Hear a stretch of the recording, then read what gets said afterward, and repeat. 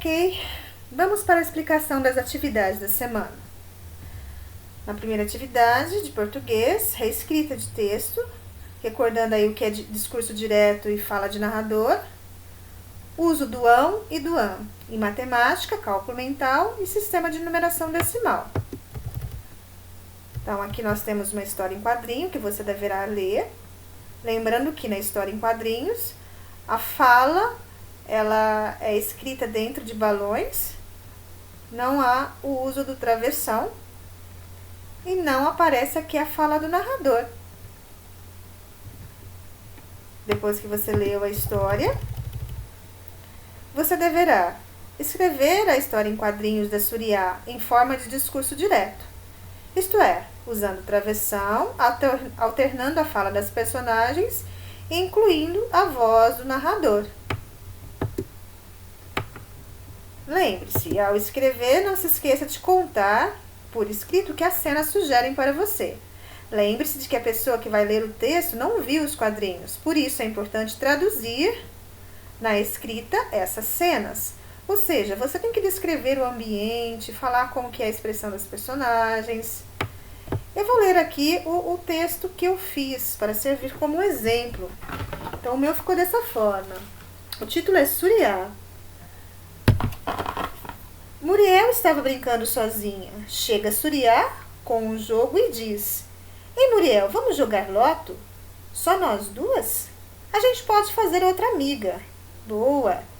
Suriá pega um lápis e começa a desenhar uma amiga na parede. Capricha, diz Muriel animada. Durante a partida, Muriel fica brava com Suriá e diz: Podia ter caprichado menos na sorte dela. Na parede, o desenho que Suriá fez de sua nova amiga com a fala: Oba, 6 de novo. Então aqui eu incluí a fala do personagem, ou melhor, incluí a fala do narrador, acrescentando aí a descrição do ambiente, do comportamento delas. Lembrando que a fala de cada personagem você deve colocar numa linha e sempre colocando travessão. Logo em seguida, o exercício número 2, relacione cada questão à resposta correspondente. Então, aqui nós vamos ter várias questões. A primeira, letra A. Como os mamíferos se alimentam quando são recém-nascidos? Aí você vai continuar lendo aí as outras informações, que vai até a letra L. E as respostas são palavras parecidas. Existe apenas uma mudança aí em algumas letrinhas que aí mudam o sentido da palavra. Então, aqui são as palavras que completam, que são respostas para as questões acima. Então, na primeira coluna, nós temos as palavras escorregam, botam, dedam, montam, mandam e mamam. Na segunda coluna, dedão, montão, escorregão, mamão, mandão e botão. Então, como que você vai fazer essa relação? Então, lá na letra E, eu fiz um exemplo já aí para você, ó. Então, aqui. O que as crianças fazem no escorregador? No caso, elas escorregam. Então, dentro do parênteses aqui da palavra escorregam, eu vou colocar letra E. E aí, por diante, e assim por diante, você vai ler as outras questões e colocar a letra correspondente. Depois que você fez isso, observe o quadro de resposta acima e responda. Primeira pergunta: o que as palavras da primeira coluna têm em comum? Então, a primeira coluna, leia novamente as palavras se achar necessário e diga o que elas têm em comum, o que elas têm de igual. Responda aqui. Depois, na letra B, e as palavras da segunda coluna, o que elas têm em comum? Aí você vai lá na segunda coluna, faça a leitura, observe todas as palavras e veja o que elas têm de igual. Logo em seguida,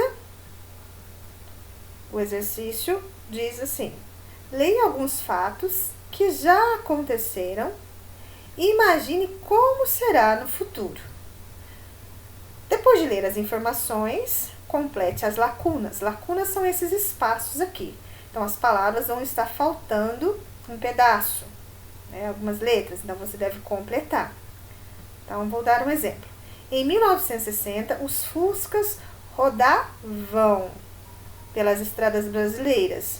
As pessoas achavam esse carro bonito, econômico e prático. Então, aqui é algo que aconteceu no passado.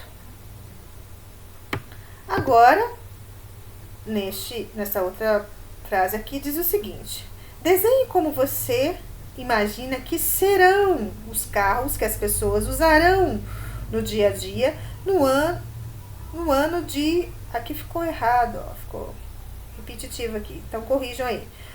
No ano de 2500. Então, 2500 não chegou, é o futuro. Então, como que você imagina que serão esses carros? Desenhe aqui embaixo. E aí, nós temos uma outra frase. Leia, complete e faça o desenho. Agora, em matemática. Adição de parcelas do tipo 9, 99, 199, 299 e assim por diante. Quanto é 156 mais 99? Então, nesse exercício vai se ensinar um jeito diferente de realizar essa adição. É possível pensar no resultado dessa adição pensando assim. Eu posso pegar o número 156 e tirar o 1. Para compensar, pego o número 99 e aumento mais 1. Então, como vai ficar? O 155 mais 100, que no caso dá 255. Portanto, 156 mais 99 é igual a 255. Então, aqui é uma outra forma de realizar a adição e que você deverá praticar nesses exercícios abaixo. Então, aqui, utilize o cálculo mental para encontrar os resultados dessas adições. Se você precisar, use esse espaço ao lado para resolver. Como que você vai fazer? 238. No caso, você vai tirar 1. Então, vai ficar 237 mais 99. Você vai aumentar mais 1, fica 100. Então, 237 mais 100 é igual a quanto? Coloque aqui. Nesse outro, 507 mais 99. No caso, você pode considerar o quê? 506 mais 100. Quanto dá? Coloca aqui. E assim por diante, você vai resolvendo as outras questões. Observe essa daqui, a letra F. 99 mais 321. Eu posso colocar 100 mais 320. Quanto é? Coloque aqui. Então, vamos praticar aí um jeito diferente de realizar essas adições. Uma outra situação. Diego resolveu fazer um jogo com a calculadora. Pediu que a Aninha digitasse 2.487 e depois acrescentasse, aumentasse aí 100. Apareceu no visor 2.587. Depois, Diego pediu que apertasse a tecla igual. No visor apareceu o número 2.687. Então, toda vez que ele apertava a tecla de igual, aumentava mais 100. Então, vamos praticar nesse exercício. Se a Aninha continuasse a apertar a tecla igual, quais outros números apareceriam no visor da calculadora?